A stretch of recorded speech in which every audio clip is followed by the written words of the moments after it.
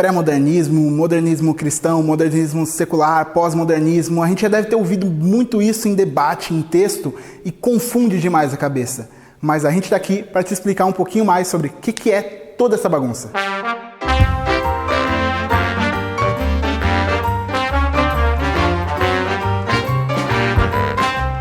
No meio de algum debate ou de uma discussão teológica ou filosófica, você já deve ter ouvido falar sobre algum desses termos. Eles se referem a momentos de pensamento que a sociedade foi construindo. Então, na era X, a sociedade tinha um pensamento mais ou menos desse jeito e a gente categorizou como pré-moderno. E depois teve uma modificação desse pensamento, ele se tornou moderno e aí a gente está vivendo na era pós-moderna, onde o pensamento é de certa forma.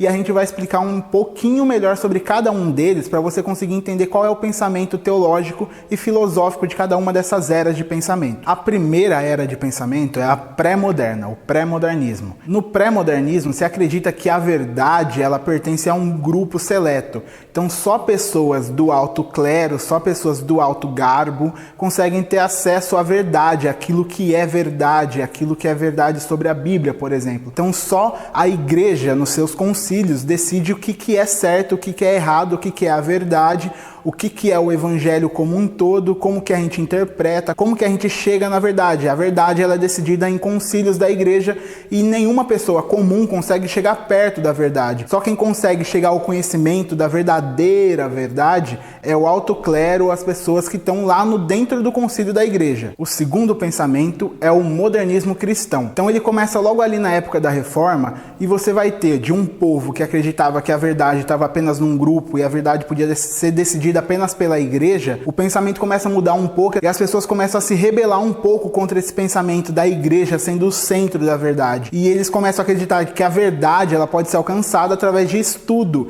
lógico. Então, estudando as escrituras, eu consigo, e qualquer um consegue chegar até o que é a verdade nela, até o que é o cerne da verdade das escrituras. E isso é o modernismo cristão, a gente consegue entender, e isso começa muito com Lutero, pensando muito, indo a ter acesso à Bíblia e com a criação da prensa, com todo mundo tendo acesso à Bíblia, às Escrituras e a conteúdo escrito, isso vai mudando e a gente vai pensando que, na verdade, a gente consegue sim, todos conseguem chegar até o conhecimento da verdade, se estudar as Escrituras, que a gente consegue descobrir o que é a verdade das Escrituras. O terceiro pensamento é o modernismo secular. No começo do século XX, o conservadorismo cristão ele vai perdendo um pouco de espaço e a ciência vai ganhando espaço e as pessoas vão começando a pensar que, na verdade, a verdade ela pode ser encontrada apenas em testes. Então você vai montar uma teoria e vai testando isso e até que ela seja infalível e sem erros e ela possa ser testada em laboratório, que a gente vai descobrir que isso é a verdade. Então você faz uma teoria e vai provar a sua teoria através de testes e vai melhorando ela até que ela seja infalível. E isso seria a verdade mesmo, que você consegue testar. Então só é verdade aquilo que pode ser testado através da ciência e retestado e testado de novo até que a gente chegue realmente ao que é a verdade através desses testes científicos. E aí a gente chega até o pensamento que a gente tem hoje, que é o pensamento pós-moderno. O pensamento pós-moderno ele vai acreditar que a verdade ela não vai ser encontrada nem na ciência, nem na igreja e nem nas pessoas estudando. A verdade vai ser encontrada nos relacionamentos, no um a um, nas pessoas se relacionando e discutindo, e que toda a verdade é uma interpretação da verdade, não existe verdade absoluta. O que é verdade para mim é diferente do que é verdade para você. E a gente só vai descobrindo o que é verdade mesmo. É nesses relacionamentos que a gente tem um com o outro, a gente vai percebendo que existem interpretações e que pode ser o verdade para um, não vai ser para o outro. E é muito relativismo, no sentido de que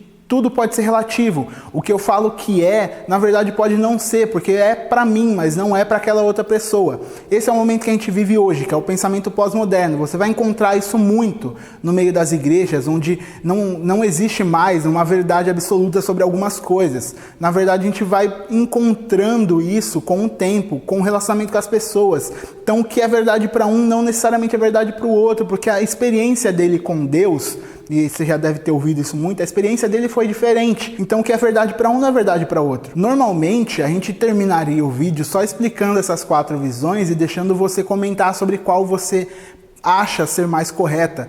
Mas como a gente vive nesse momento de pós-modernismo, é muito bom salientar de que esse pensamento de não existem verdades absolutas e tudo é uma interpretação da verdade, ninguém consegue chegar ao que é realmente absoluto da verdade, como sendo um problema.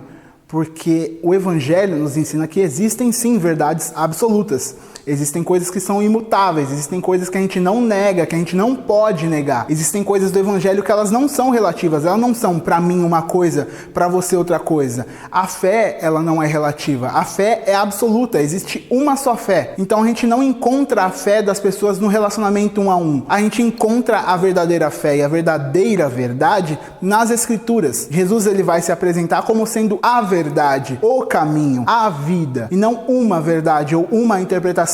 E o que eu encontro de Jesus na Bíblia não é a minha interpretação do Jesus, é o Deus, é o Jesus, porque só tem um, e ele não é relativo, ele não é moldável, ele não muda, ele é o que é, e não existe relativismo dentro de muita coisa que a gente tenta relativizar. Existe muito absolutismo na Bíblia, existem muitas verdades absolutas, e tem sido um perigo para o nosso pensamento teológico e filosófico adotar essa relatividade ou esse relativismo no nosso meio, porque existem coisas absolutas que a gente não pode negar sobre as Escrituras. Gostou desse vídeo?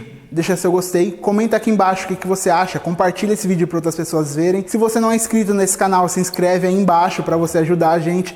E se você gosta do nosso trabalho e quer poder ajudar, você pode ajudar a gente no Padrim e no Patreon para manter todo esse trabalho funcionando. Muito obrigado e até a próxima. Tchau, tchau.